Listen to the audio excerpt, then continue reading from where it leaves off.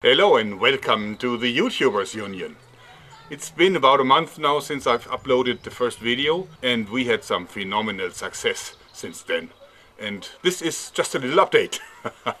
We have about 14,000 members now, and I guess 10% of them are creators, having a total of between 40 and 60 million subscribers, and being on YouTube with about a total of 250,000 videos altogether. We have seen some major coverage by other YouTubers, bloggers, by online and print press, radio interviews, and I even have some TV interviews coming up. So this was what happens when you mess with influencers. They have influence. Of course, we still have the Facebook group, and I invite everyone who isn't a member already to join us, which is really our news blog page. So this is not where we really discuss individual issues, and for individual discussions we have a forum, and the forum is also pretty active and well kept. I guess the biggest news is that we actually had a meeting with 4 people from YouTube, and the top dog was actually the global head of monetization, so fairly high up, and it was a good discussion. We've been talking about all the points that we had for monetization, and actually for the first time ever YouTube admitted officially that there is hidden demonetization. So even videos that look completely green dollared and everything are probably demonetized, at least in part, so that a lot of advertisers will use an option to kick them out.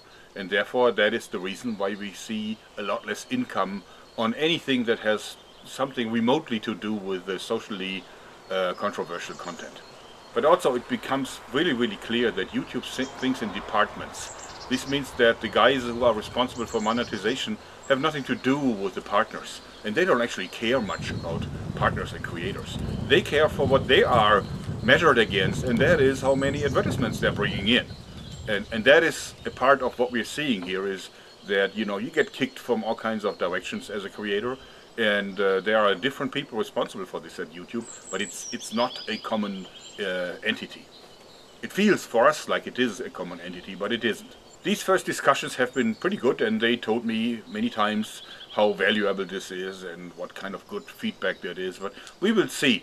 They would have said this in any case, no matter what if I probably have said that I think we need a new pope, they probably would have said this is good feedback too. So in any case, we will see what comes out of it. They invited me for further discussions, and that is really great. So I will not accept any stalling, and I will not accept any holo blah blah. I want to see action too. But for now I'm really happy that YouTube acknowledges us and that we have a say in the things that happen. Now what we also did is we had a survey, actually 2 surveys, one for users and one for creators, because we're now so many that statistically what we do is highly relevant. Therefore I asked a few questions, and the outcome has been very interesting, because it proves that first of all the subscription notification system is completely broken or tampered with by YouTube, and also that the entire trending recommended thing is flawed, because it is absolutely clear that monetization plays a role even though YouTube totally denies this. 48.8% of the users are unhappy with the upload notification system. 60% of the users report missing notifications, even for bell subscriptions. YouTube says this isn't happening. 44.2% of the users have been desubbed from channels. 75% of the creators have experienced demonetization. That's quite a number. 40% of the creators experience filtering, even for monetized videos. 71.2% of the creators think that people are being desubbed. The income of the creators is down on average, and very significantly so. Now, of course, people can say that this is not representative, because the YouTube Union only has members that are unhappy with YouTube, and that is true. This is a very representative study for those who are unhappy with things at YouTube. Obviously, those are more than just a few. But it absolutely cannot be denied that something is wrong with the subscription notification system, and also it is totally clear that this is not platform dependent. Because I asked people what platforms they are using, and it is all over. It is on desktop, it is on iPhone, and it is on Android. So so this is not a platform specific bug. And I have a suspicion that this actually has been tampered with by YouTube, which is a scandal, because I think it's actually fraud. because they're telling people, if you click on this bell symbol, then you will get a notification anytime this channel is uploading a video. And it's not happening, and that is not right. You know, they don't give people what they want, they give people what they think is valuable for their business. And that is absolutely a no-no.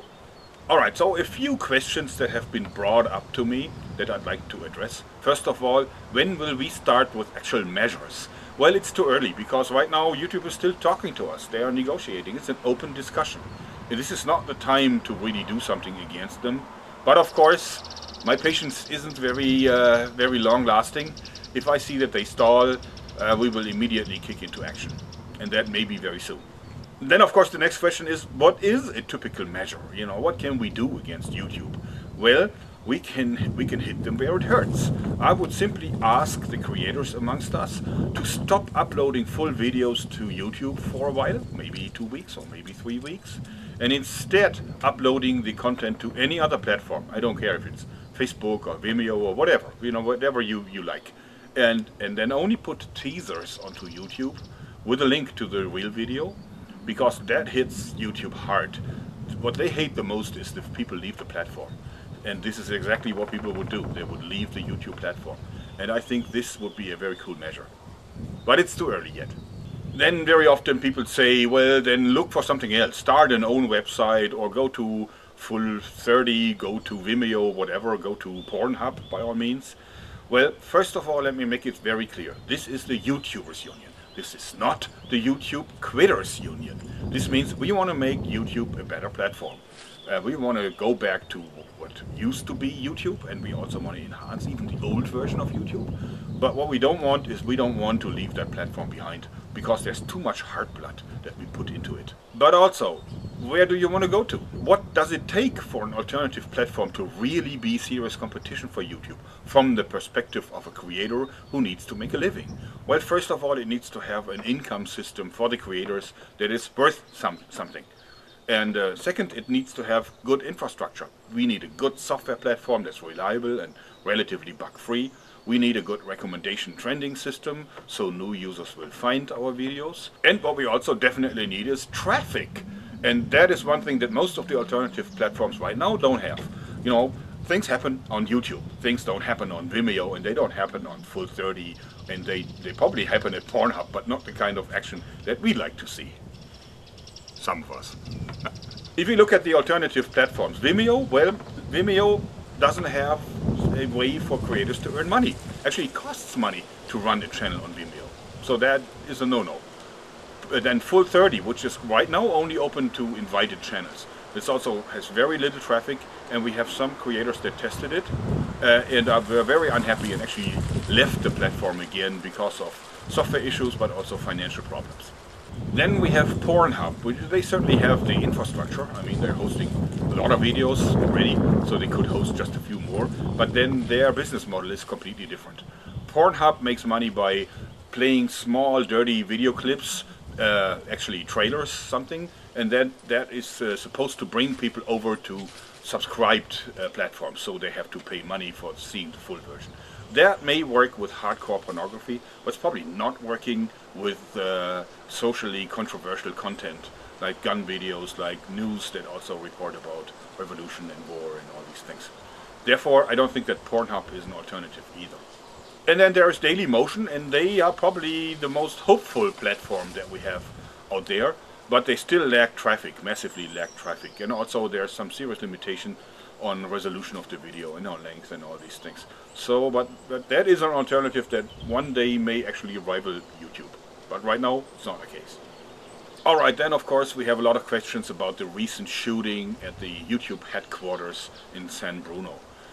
First of all, let me say this is a terrible incident, and I hope that the poor victims will recover swiftly and fully. We actually condemn these actions. Violence is not the way to go, and it's not needed. We can do this together with YouTube. We can negotiate. We can make the platform better by dialogue, by talking to each other, and not by killing each other.